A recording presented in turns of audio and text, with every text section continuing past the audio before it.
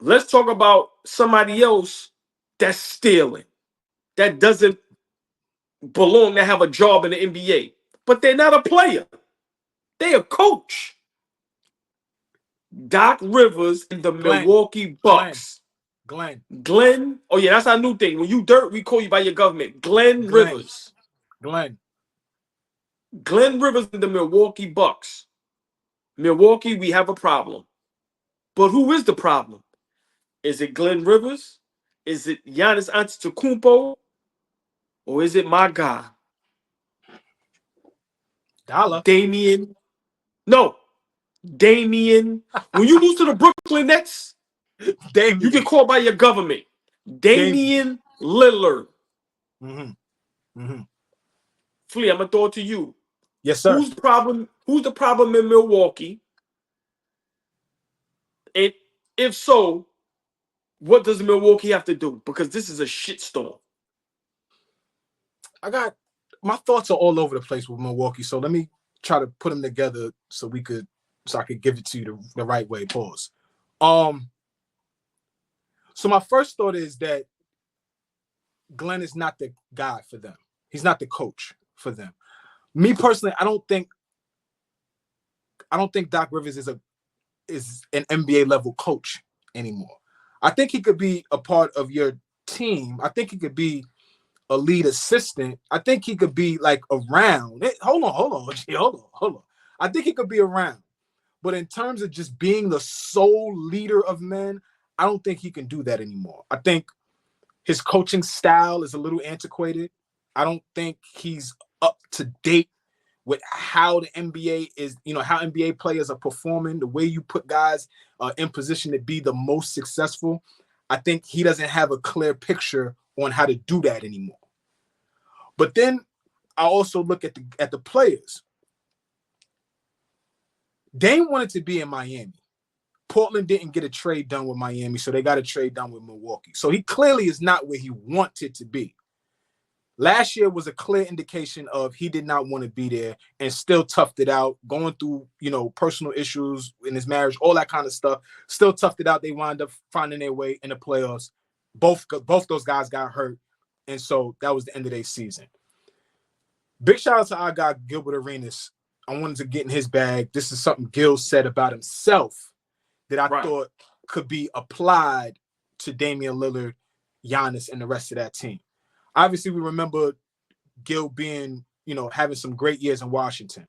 Well, let's not forget, he had Caron Butler over there, who was an all-star. Had Antoine Jameson over there, who was an all-star, right? So they had three all-stars on that team, right?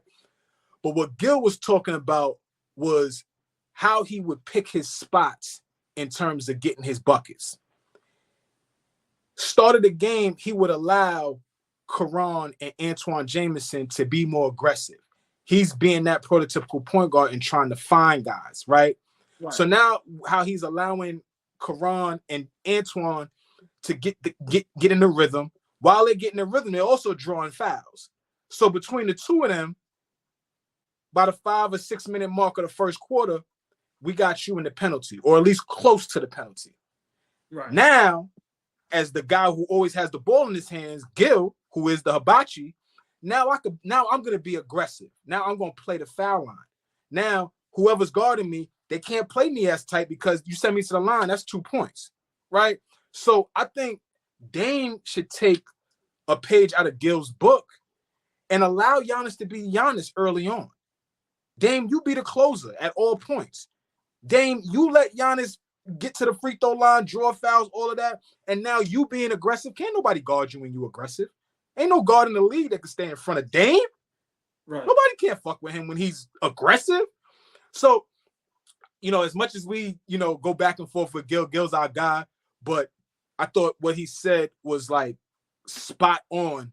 And that's obviously not my take. I'm getting that from him, but I wanted to share that with our audience and share that with you if you didn't see it, that I think that would help them.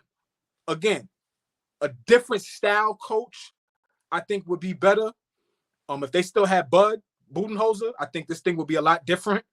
But yeah, Gil hit it right on the head. I think that those two guys should take a page out of what he was mentioning. to get that thing going. Because they got a good team. They're not trash. They just got to figure it out. What works, what doesn't work. I was watching them yesterday.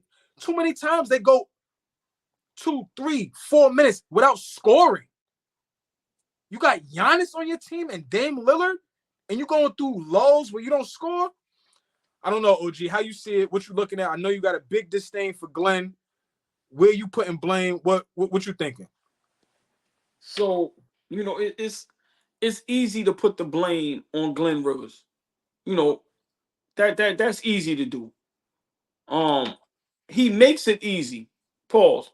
His track record, just disappointing season after disappointing season with the Clippers. Just seems like everywhere he goes now, he can't get it right. But I got to put a lot of this blame on Giannis. If we do the pie thing how we always do, and it's like, okay, how many slices does Giannis, Dame, and Doc get? I think I'm giving Giannis 50% of the pie. Giannis got to trust his team. Where's the crown, right? Of course. And we have to keep the same energy for him like we keep for everybody. Right. When your team is struggling, it's normally the best guy that gets the blame. I don't think this roster is a good roster. I think Brook Lopez is now turned into a 3-point big man. I don't know how good his defense is anymore, let alone great. Chris Middleton, you've been saying it. They have to figure something out with him. It's done. He's done, right? OG. Right. That's what I'm saying. Done.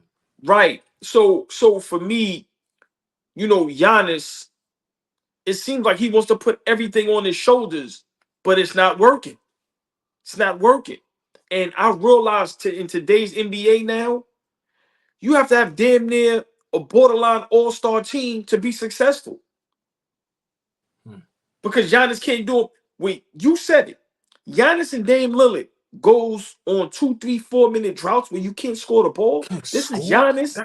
This is former MVP, former best player in the NBA, former damn near was neck and neck with Steph Curry in the West at one point.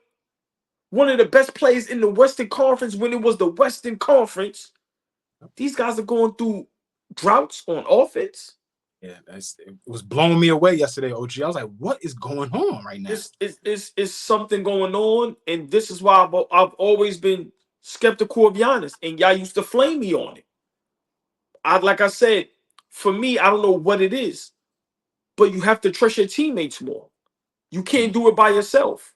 Simple and plain. Giannis want to be the best everything on his team. Whether it's the scorer, the rebounder, the defender, the shot blocker, you have to listen. You have to trust that roster.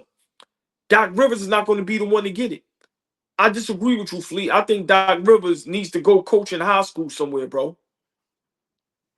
I'm being serious, right? I'm being serious, and I'm trying to be respectful because I don't think Doc can talk to grown men no more. The respect level is not there. Big shout out to Mike Tomlin, Pittsburgh Steelers head coach. He's always been big on that. You have to be a leader of men. If these men don't respect you, it's not going to work. And I don't know how many players or teams, if Doc Rivers goes and coach there, are going to respect him. He's just not a good coach.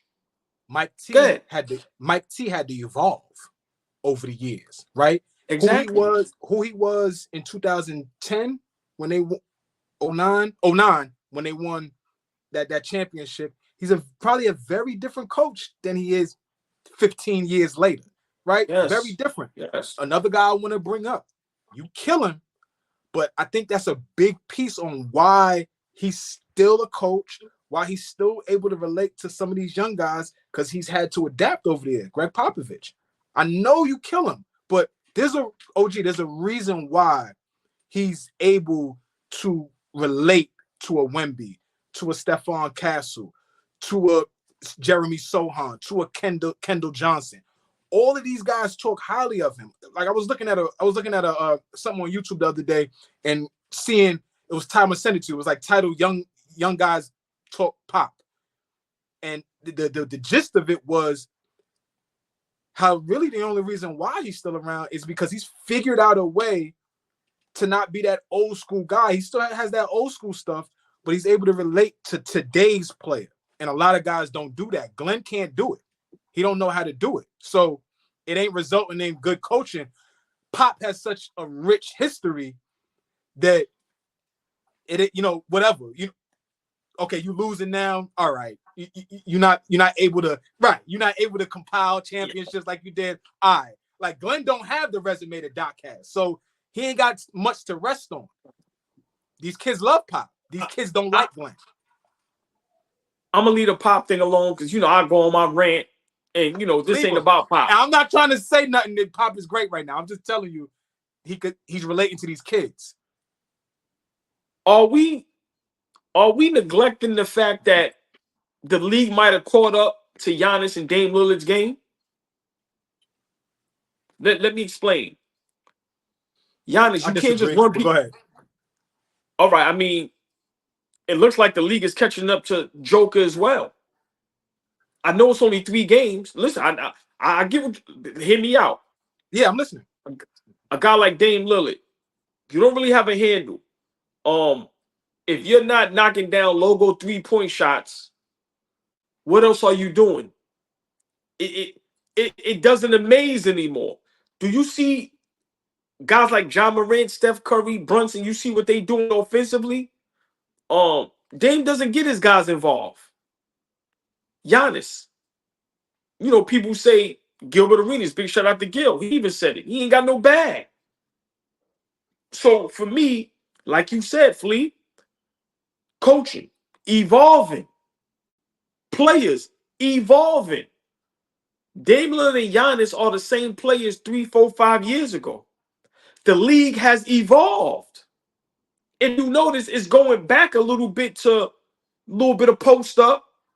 It's not all, you get what I'm saying? So how do you feel as far as like, has Dame Lillard and Giannis, has the league caught up to their game and nobody goes for the shenanigans anymore?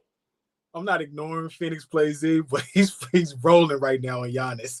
This is funny as hell. How can you run a 2-man game if the big screen's like a toddler? It's the facts, though. It's the facts. It's the fact. Because he gets away with doing that ghost screen where you coming up acting like you're about to set the screen and roll immediately, or not going to set the screen and not like setting it so that somebody can use it or reject it. Like he does a lot of like going in there to fake it and it's I understand what Phoenix Plays Z is talking about in terms of how he screens in that pick and roll. Giannis is 7 feet. How tall is he? How tall? 6'11"? At least 6'11". And he's a house. He's a house. He could be the best screener in the NBA. Like, right? We talk about Steven Adams as such a great screener. Right. Jonas Valanciunas is such a great screener. Right. You could be a great screener too, Giannis. Like, you choose not to. Fleet, I just feel, guys like Giannis, Dame, you gotta try to mix it up. Your game from 5 years ago is not going to cut it today, and it's starting to show. I'm sorry, and I think in a minute, Joker is going to be going through the same thing. Unless you got the proper team around these guys, nobody's going for them. Yeah, you're going to have the numbers, but you're not going to be beating teams. Like I said, these 3 games, Dame Lillard is still averaging over 25, but you're losing to the Brooklyn Nets. Yeah, Giannis is going to have the numbers. They lost to Chicago. Right. Kobe, you get what I'm Kobe trying White to say? was kicking his ass the other night. Come on. So once again, teams are younger. They're watching film and they're figuring you out. And once again, you making it easy. Look at guys like KD who still is evolving. He still could do everything. Mid-range, go to the to the Baja, 3-point shot, post you up. A guy like Dame Lillard is only looking to do one thing: come off that screen and knock down a 3-point shot. And once in a while, he'll hesitate and get to the basket. But Dame is looking to do one thing and one thing only, Fleet. Chat, let me let y'all know something, chat. If you asked before the emergence of Jalen Brunson, if you asked OG who is his favorite player, not point guard, his favorite player in the NBA, he will look you in your face with a straight face and tell you, dollar, Damian Lillard. So it is moving me right now at how much criticism my dog is giving, and rightfully so. Rightfully so, OG. Flea, I argue that Dame was better than Luka Doncic.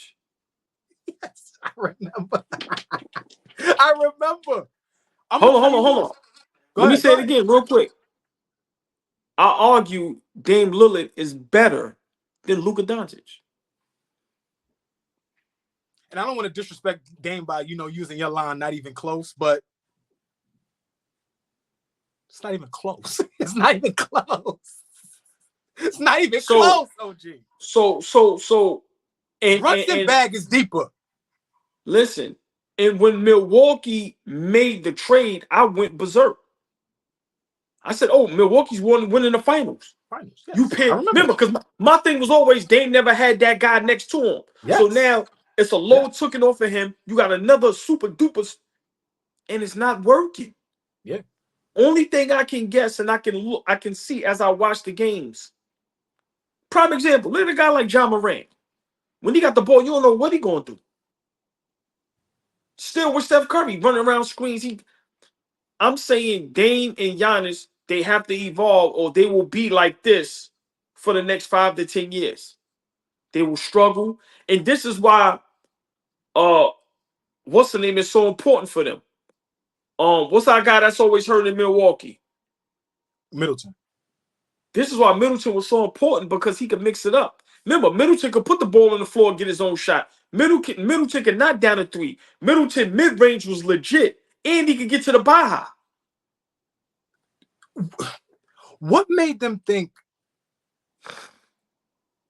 chemistry-wise, potentially winning another championship? What made them think replacing Drew Holiday with Damian Lillard was the smartest move? They went for the name on the back of the jersey.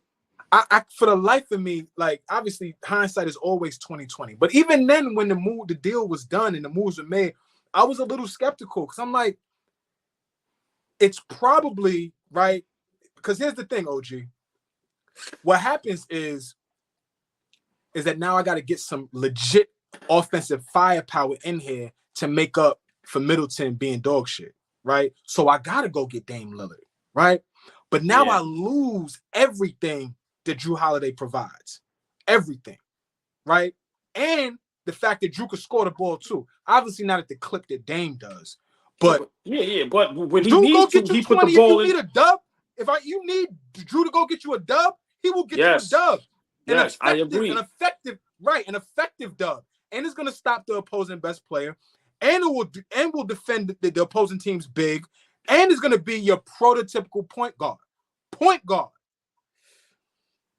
Listen. That's a bad deal looking back, OG. I'm here to admit I was wrong. When this trade went down, I thought this gave Milwaukee a clear cut to the finals. You make a great point. They were supposed to try to get somebody to fill Chris Middleton's spot and keep Drew Holiday. When it's all said and done, Drew Holiday is going to be the most underrated NBA player of all time. What he brings to the table, I don't see 5 players in the NBA doing what he does.